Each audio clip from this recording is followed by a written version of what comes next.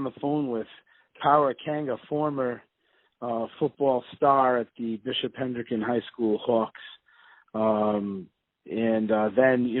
moving on to the University of Rhode Island. And now, Kanga has taken a unique turn in his college career away from football.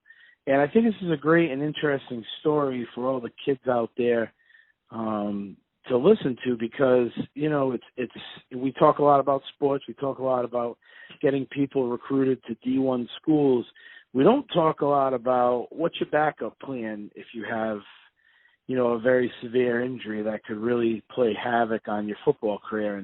And Kanga here has experienced that, and, I think it's very honorable what he has decided to do, and very unique and a great story. So I wanted to talk to him today. So I want to introduce Power Kanga to everyone. How you doing, Kanga?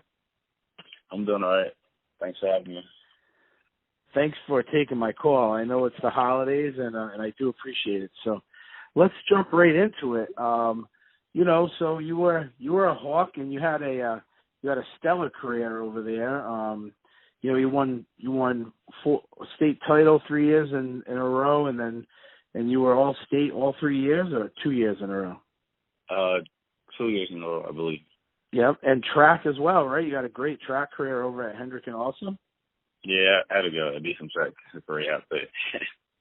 Yeah, that's so if you made, and everyone who got to know you, a lot of people say, what a great kid you were, and a lot of character, and your backstory is interesting, because you were brought over to America when you were about 5 or 6 years old, and to get away from the Liberian wars, and you really, your life could have went so many different ways, and you really took it upon yourself to do great things. And I think kids need to hear what you have to say and be inspired by that. So what was it like? Must have been a little scary going into Hendricken. I mean, big school, a lot of expectations, and then, you had to move on to D1 after that. So tell me how that went for you. I mean, like you said, Hendricken was an unfamiliar environment. The simple fact that coming from where I came from, Kentucky, I came from Kentucky, and I went to school with every school that I went to was co-ed. So going to a school, a Catholic school at that, with no females was a little different. But like, I had a focus. My focus was to go out there and play sports, as well as get a good education, and use my athletic abilities to get me through college and to complete my mechanical engineering degree, which has always been my dream. So yeah, it was a little unfamiliar, and it was a little difficult, but I knew what I was going there for, so I never lost my focus, and it didn't bother me as much. And going into college, I felt that I was prepared for it, because once I hit high school, matter of fact, a couple of years before high school, I started training and preparing myself for college, because I knew that's what I wanted to do.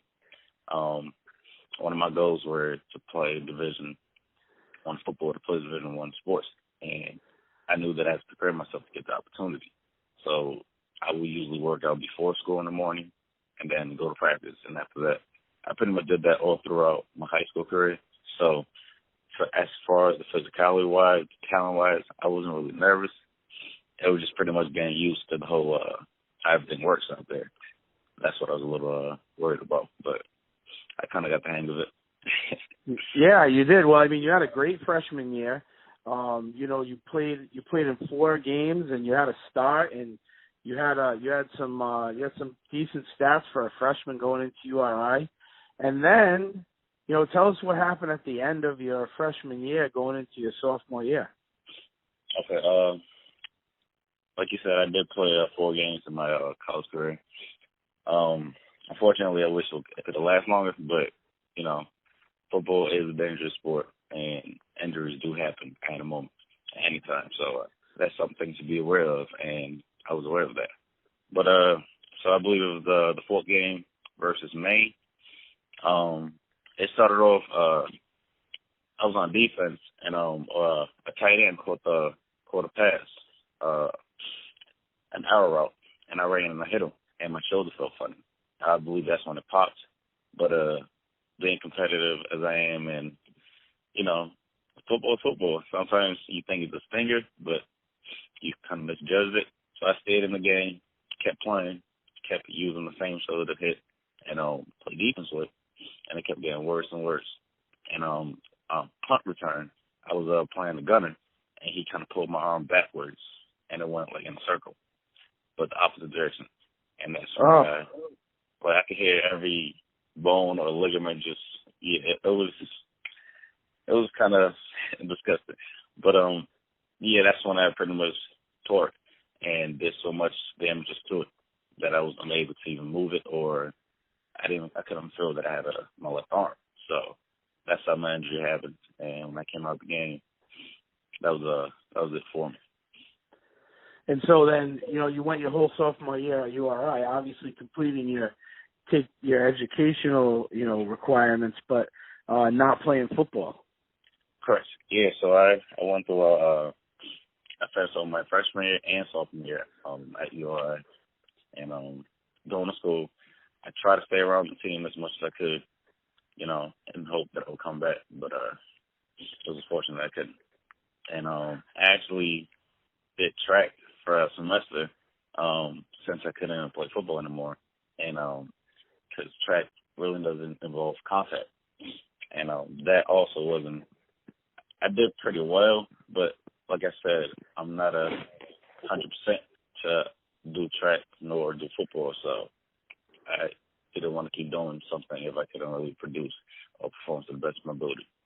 Right, yeah, so that's something that you said before we got on the call was, pardon me, was that you, if you're going to do something, you want to be able to do it at 100%. So, the chances of you going back to football or even to take on track are probably very slim because you feel like your injury is going to prevent you from being the player you once were?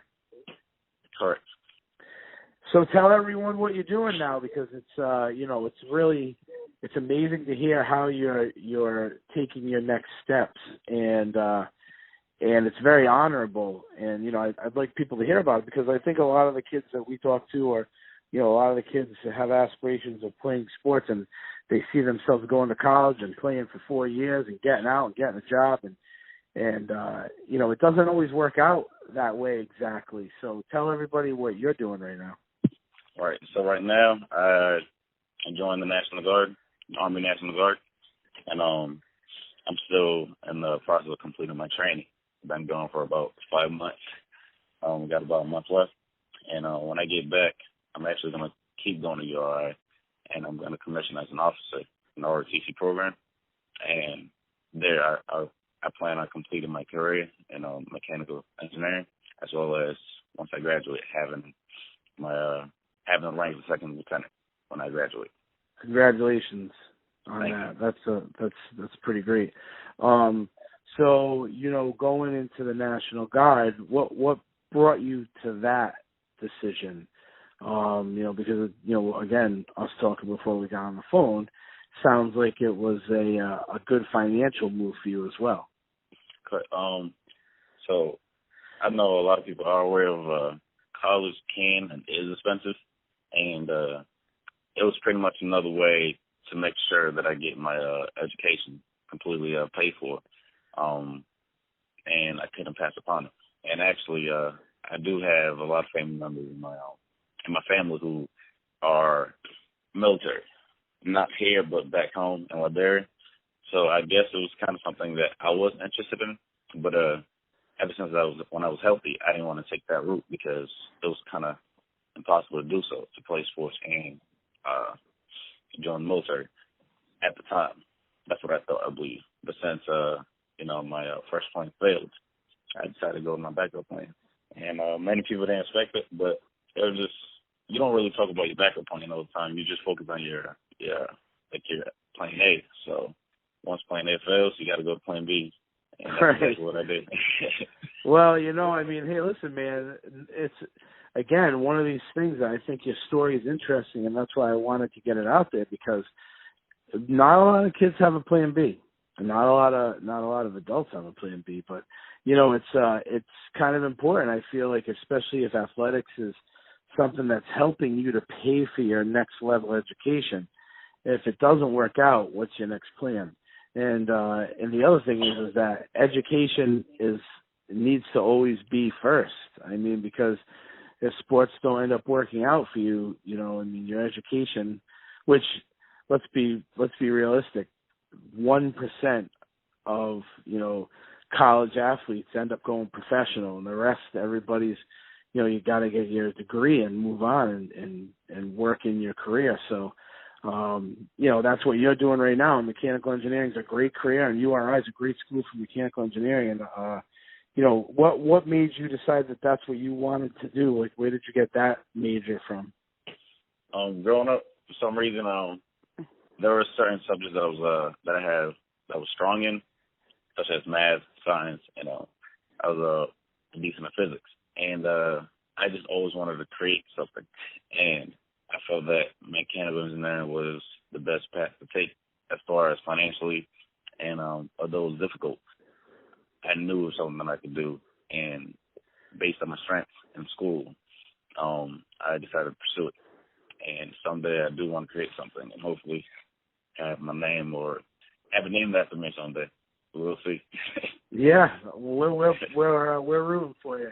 And like I said, people that I know in the organization, out there in like the organization as far as like high school sports and people at Hendricken and everyone, they say so many great things about you and your personality and your character, and that can only carry you far. So thanks for talking to me today, Kanga. I really appreciate it, and we wish you the best of luck on everything in the future. Thank you. Thanks for having me. No problem. We'll get in touch again. We'll get in touch again and follow up and see how you're doing. Okay. Thank you. All right. Well, Happy New Year. You too. Okay, so everyone, that was Power Kanga, former two-time All-State, three-time Super Bowl champ from Bishop Hendricken High School. Gets a Division I scholarship to the University of Rhode Island to play football, and gets injured, and now a member of the National Guard and the ROTC, and moving on to go finish at URI with his mechanical engineering degree. And, this is just one of those great stories to tell because he was a phenomenal athlete, unique, second to none. And one injury, takes you down a different path. And I think that, again, I appreciate Kanga letting us tell his story because it could definitely, help other kids out in the future. So thanks a lot, Kanga. No problem. Thank you. All right, everyone. Well, this has been Ron from the Ocean State Athlete Spotlight, powered by SFBN Rhode Island, and this will be on the Sports Fan Base Network podcast. Thanks very much, Kanga, and we'll talk to you soon. Thanks. Bye.